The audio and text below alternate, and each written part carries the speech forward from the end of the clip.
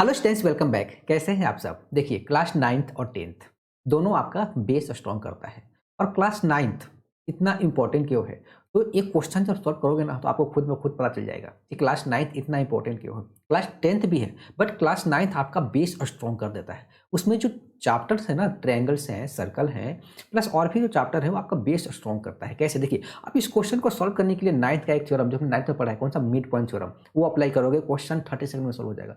JEE advance का problem है, ठीक है ना? गारंटी 30 सेकंड में आपको सॉल्व कर दोगे आप इस क्वेश्चन को। लेकिन आपको जब 9th-10th के स्टूडेंट हो आप, तो आप बेस स्ट्रॉन्ग करते हुए आगे बढ़िए, ठीक है ना?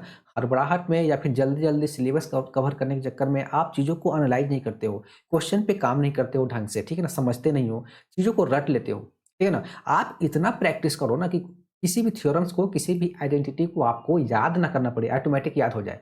जब हम क्वेश्चन सॉल्व करते हैं ना, बहुत सारे क्वेश्चन सॉल्व करते हैं ना, तो आइडेंटिटी अपने आप याद होने लगता है। तो सफलता इतना आसान से कहाँ मिलता है? सफलता के लिए काफ़ी मेहनत करना पड़ता है।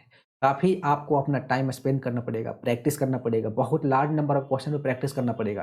ठीक है? इतना प्रैक्टिस होना चाहिए ना कि कोई आइडेंटिटी आपको याद ना करना पड़े, ऑटोमैटिक याद हो। ठीक है ना? कहाँ पे क्या अप्लाई करना है, अगर ये आपको क्लिक कर गया ना, क्वेश्चन देखिए, क्वेश्चन कोई भी क्वेश्चन हो, अगर क्वेश्चन देखकर 50% क्वेश्चन माइंड में सॉल्व हो जाता है। पहला स्टेप, दूसरा स्टेप आपको माइंड में ही हो जाता है कि इसको ऐसे करेंगे तो सॉल्व हो जाएगा। ठीक है? तो चलिए स्टार्ट करते हैं, देखते हैं इस क्वेश्चन को कैसे सॉल्व करेंगे। देखिए, आपके पास एक इलिप्स है, तो इलिप्स का फिगर बनाइए। हमने एक इलिप्स का फिगर बना लिया, ठीक है? ये इलिप्स बना लिया। तो समझिए कि x square upon a square plus y square upon b square equal to 1 हमारे पास इलिप्स है, तो कुछ इसी टाइप का है। X square upon 16 plus y square upon 9 equal to 1। तो कंडीशन वही है ना कि ए ग्रेटर बी, मतलब अलॉन्ग एक्स एक्सिस आपका फिगर बनेगा। तो हमने बना दिया, ठीक है? एक्स एक्सिस ले लिया और वाई एक्सिस ले लिया। अब बोल रहा है कि पी क्यू क्यू डैश आपके pass on the ellipse point है, ठीक है ना?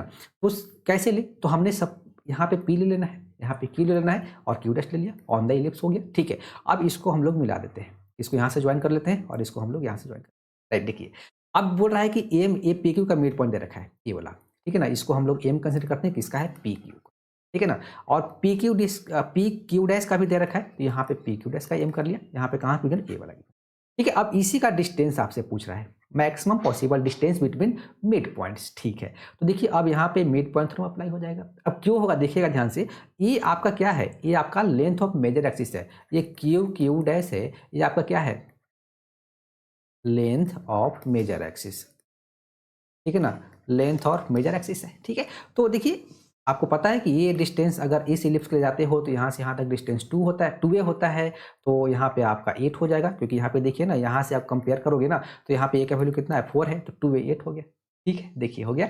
तो अब यहाँ पे मिड पॉइंट थ्योरम क्या बोलता है? इन एनी ट्रायंगल, तो आपके पास ट्रायंगल है ना, पी क्यू क्यू डैश, आपके पास ट्रायंगल है। देखिए, इसका और इसका दो साइड का मिड पॉइंट गिवन है, जब दोनों को आप ज्वाइन करोगे ना, तो यह थर्ड साइड का क्या होता है? पैरेलल होता है, ठीक है ना? एंड हाफ ऑफ इट, यानी कि मिड पॉइंट अगर इस डिस्टेंस को यहाँ से यहाँ तक अगर हम लोग डी कंसिडर करते हैं, तो डी इक्वल टू कितना हो जाएगा?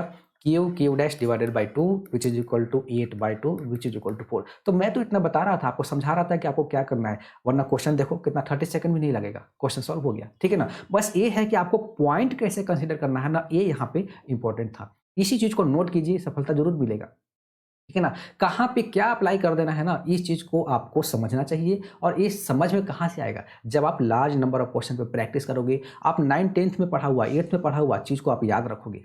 रिमेंबर, याद होना चाहिए और इतना प्रैक्टिस हो ना कि उस चीज़ को कभी भूले ही ना, ठीक है ना?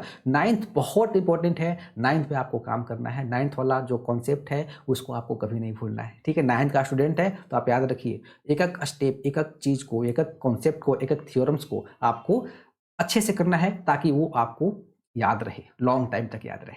Thank you.